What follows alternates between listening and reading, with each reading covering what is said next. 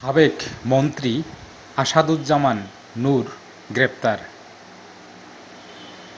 সংস্কৃতি বিষয়ক মন্ত্রণালয়ের সাবেক মন্ত্রী আসাদুজ্জামান নূরকে গ্রেপ্তার করেছে ঢাকা মহানগর গোয়েন্দা পুলিশ। রোববার রাত ১১টায় বেইলি রোডের নওরতন কলোনি থেকে তাকে গ্রেপ্তার করা হয়। আসাদুজ্জামান নূর মিরপুর থানার একটি মামলার এজাহার নামীয় আসামি।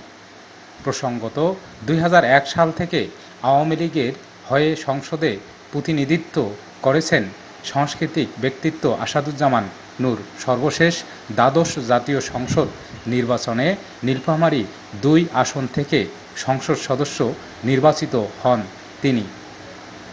২০১৩ সালের ৫ জানুয়ারি অনুষ্ঠিত দশম জাতীয় সংসদ নির্বাচনে জয়ী হয়ে বাংলাদেশ আওয়ামী লীগ সরকার গঠন করার পর ১২ জানুয়ারি গঠিত মন্ত্রিসভায় সংস্কৃতি বিষয়ক মন্ত্রী হিসেবে দায়িত্বভার গ্রহণ করেন আসাদুজ্জামান নূর।